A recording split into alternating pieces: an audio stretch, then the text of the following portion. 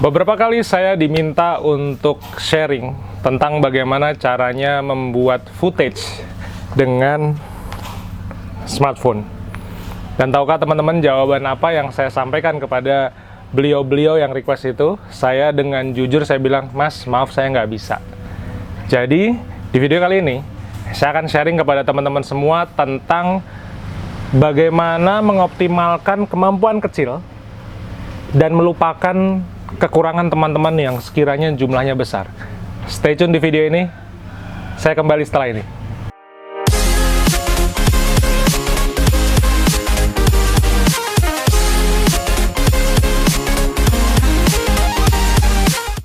Halo, selamat siang dari kota Jogja, nama saya Bima Aditya. Matur nuwun sekali sudah datang ke channel YouTube saya. Hari ini saya akan sharing tentang beberapa kelemahan yang saya miliki sebagai seorang fotografer. Yang pertama, mata saya silinder. Jadi, saya itu nggak bisa bedain garis lurus. Kalau teman-teman tahu cara memakai kamera di tahun 2000-an, itu kita masih harus nyatuin garis di dalam sebuah viewfinder, karena saya mengalami juga memotret dengan kamera film 35 mili. Susahnya setengah mati. Bagus nggak karya saya? Jangankan bagus, kalau dulu tuh masih ada istilah, wah filmnya gosong, karena terlalu terang misalnya kayak gitu. Nah, saya mengalami itu. Sehingga ketika saya memotret wedding, portrait, saya memotret Shutterstock, semua, baik kamera saya mirrorless sampai kamera handphone saya ini automatic. Jadi, saya tidak menggunakan settingan manual-manual yang sekiranya akan membuat mata saya menjadi salah lihat, yang akhirnya berujung kepada fotonya blur. Akhirnya saya menggunakan mode auto. Lalu yang kedua, kelemahan saya sebagai seorang fotografer adalah saya itu nggak bisa pakai lighting lampu-lampu. Jadi lighting itu ada dua, teman-teman. Saya mau kasih tahu teman-teman bahwa lighting itu ada dua, yaitu available light yang didapat dari sinar matahari langsung, dan yang namanya artificial light atau cahaya buatan yang bersifat lampu. Dulu ketika saya masih belajar fotografi tahun 2004, itu yang namanya fotografer itu wajib bisa menguasai dua sistem lighting ini. Cuman saya mencoba berkali-kali, yang hasilnya akhirnya lighting skill saya itu sangat buruk, sehingga saya nggak bisa tuh motret kayak di studio segala macam, itu saya nggak bisa. Makanya kalau teman-teman masuk ke website saya bimaditya.com, hampir mungkin 95% fotonya adalah outdoor, dan akhirnya membawa saya memotret wedding dan portrait di tempat-tempat terbuka. Jadi kalau saya motret wedding, saya nggak di dalam studio, saya muter-muter ke Konrad Bali Nusa Dua, saya muter-muter juga ke The Sanctus Uluwatu, kemudian saya juga memotret di Maldives.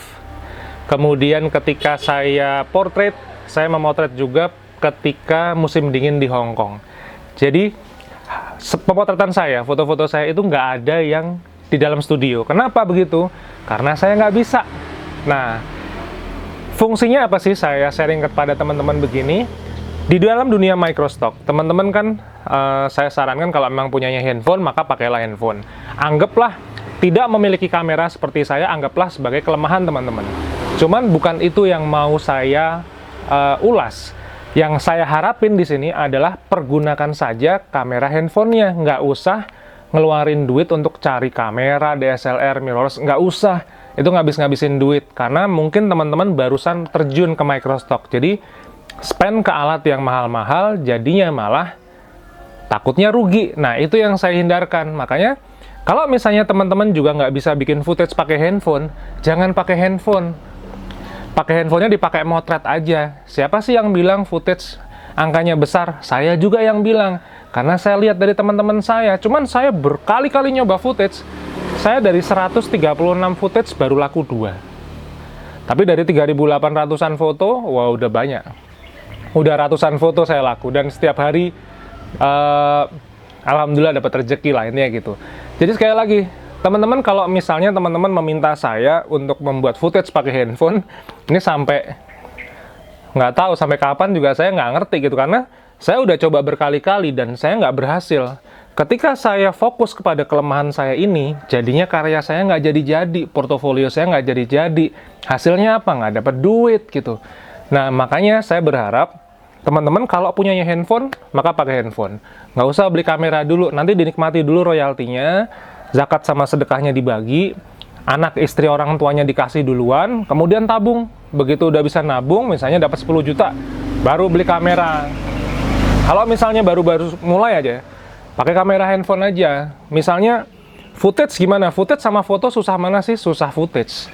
Karena kan gambarnya bergerak, sedangkan kalau foto, mungkin satu, teman-teman nonton YouTube channel saya ngajarinnya foto. Kenapa foto? Karena saya fotografer, bukan videografer. Makanya karya-karya foto saya yang laku lebih banyak daripada footage saya cuma laku 2. Approve nggak? Approve. 130-an approve, cuman yang laku baru 2. Tapi kalau dengan 3.800-an foto, yang laku udah banyak, dan saya dapat penghasilan dari situ. Sekarang saya mau cerita kepada teman-teman semua tentang sejarah saya memotret portrait. Dari ketidakmampuan saya menggunakan lampu studio, saya akhirnya mencoba menawarkan jasa pemotretan portrait ketika saya nggak sedang motret wedding.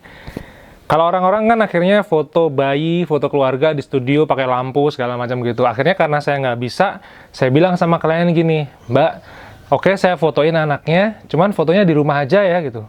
Oh iya, ternyata dia malah suka teman-teman. Terus saya tanya lagi, anaknya mau difoto kayak gimana? Udah, foto aja apa adanya. Jadi ketika dia tidur di foto, ketika dia makan di foto, ketika kita jalan-jalan, tolong difoto mas. Dia bilang, oh oke. Saya seneng tuh karena saya nggak perlu pakai lampu-lampu. Akhirnya teman-teman bisa lihat nih foto-foto bayi saya, foto-foto portrait saya sangat sederhana. Bahkan bisa dibilang cuman istilahnya kayak foto-foto candid. Nah dari mulai acara-acara seperti ini, akhirnya ada sekelompok sosialita dari Bandung pada waktu itu, ada di Bandung, ada di Jakarta. Dia telepon saya, Bim, bisa nggak foto saya? Pada waktu itu saya tanya, acaranya di mana gitu? Ternyata di Bali gitu. Di Bali, villanya namanya Suluban Cliff. Jadi ini benar-benar di desa namanya Suluban di daerah Uluwatu. Itu yang benar-benar pinggir jurang gitu. Saya pikir, wah gila. Terus saya tanya lagi, pengen difoto kayak apa mbak gitu? Pokoknya kayak yang foto bayi tadi, yang nggak ada apa-apa ya, jangan pakai lampu-lampu segala macam. Pokoknya saya sudah bayar villa saya di Suluban Cliff ini, tolong difoto saya apa adanya. Kita mau bawa baju sekitar 3-4 set. Waduh, gila. Akhirnya teman-teman lihat nih foto-foto saya nih, ada sekitar mungkin 5-6 perempuan-perempuan sosialita yang cantik-cantik, seksi-seksi ini minta saya foto untuk di Bali gitu. Nah dari sini nih, saya mulai lagi dari Suluban Cliff, saya masuk ke Westin Resort, kemudian di Nusa Dua ya, kemudian saya diundang lagi ke Karma Kandara di Bali. Jadi Karma Kandara itu sebuah resort bintang 5, pernah dapat penghargaan spa terbaik dunia di Bali, keren banget ya.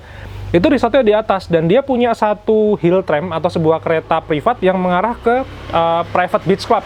Itu 85 meter turun ke bawah, dan itu hanya para tamu hotel yang bisa masuk ke situ. Nah, di situ saya foto-foto. Akhirnya kliennya minta lagi, Bim, saya mau liburan nih musim dingin di Hong Kong besok tahun depan, kamu bisa nggak foto saya? Nah, dari foto-foto semacam itu, akhirnya saya memotret spesialis untuk available light.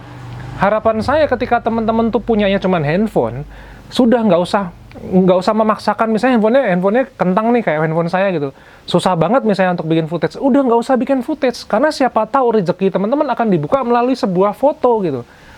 Ya bisa dikatakan ini adalah channel YouTube yang mungkin kurang sempurna karena saya nggak bisa bikin footage pakai handphone. Kalau pakai mirrorless saya bisa gitu, tapi akhirnya saya bisa sharing ke teman-teman semua, kalau memang nggak bisa bikin footage pakai handphone, nggak usah, jangan dipaksain. Teman-teman mesti berdamai dengan kelemahan teman-teman, terus abis itu optimize aja kelebihan kecilnya, nih insya Allah bisa jadi duit gitu. Sekarang kita bicara tentang pesan moral nih, kalau teman-teman udah punya anak kecil atau punya beliin buku ponakan tuh kan, kalau habis buku cerita misalnya Malin Kundang gitu, ada pesan moral gitu. Nah ini pesan moralnya begini, teman-teman mesti berdamai dengan kelemahan teman-teman semua. Nggak usah tiba-tiba beli peralatan fotografi yang mahal-mahal dulu untuk pertama kali ini. Punyanya cuman handphone kentang, udah bismillah, kerja pakai handphone kentang, cari duit, niatin buat keluarga. Kalau misalnya teman-teman pengen daftar Shutterstock, saya kasih linknya di bawah, di link description. Itu ada link pendaftaran jadi kontributor Shutterstock, daftarnya gratis, nanti teman-teman tinggal ditanyain uang royaltinya, mau transfer kemana, pakai PayPal bisa, pakai Skrill, pakai Payoneer bisa. Teman-teman pengen belajar lebih lanjut tentang Shutterstock, teman-teman bisa nonton nih video saya dari awal sampai akhir, bisa masuk ke playlist berburu dolar di Shutterstock. Yang kepengen lebih komprehensif lagi, saya tulis buku, ada 2 ebook di sini, jualan foto dengan Shutterstock dan Shutterstock. Ada kupon code-nya. Kupon code-nya untuk diskon 25%. Saya ikhlasin teman-teman, royaltinya saya sebar buat teman-teman semua biar jadi lebih terjangkau, lebih bermanfaat lagi. Tentang foto portrait, teman-teman kepengen belajar gimana sih caranya motret portrait walaupun dengan handphone, atau misalnya mempunyai klien-klien untuk pemotretan portrait, baik di kota teman-teman ataupun misalnya ke tempat kota-kota yang bersifat turisme, Lombok, Labuan Bajo, Bali, segala macam, saya tulis e-booknya tentang bagaimana caranya mempersiapkan alatnya kayak seperti apa, daftar peralatan saya yang saya pakai seperti apa, terus kemudian scene-nya seperti apa, semua saya tulis di buku. Mudah-mudahan video kali ini bermanfaat. Sekali lagi, maksimalin apa yang teman-teman punya. Berdamai dengan semua kelemahan, berdamai dengan semua kekurangan, optimalin aja hal kecil yang teman-teman punya, optimize gede-gedean, nanti rezekinya dari situ. Sekali lagi terima kasih udah dengerin video saya ngecepres nih ngalor ngidul hari ini. Mudah-mudahan teman-teman jadi semangat, maksimalin alat yang teman-teman punya, subscribe guys. Insya Allah saya upload tiap hari jam 5 pagi. Kita ketemu di video berikutnya.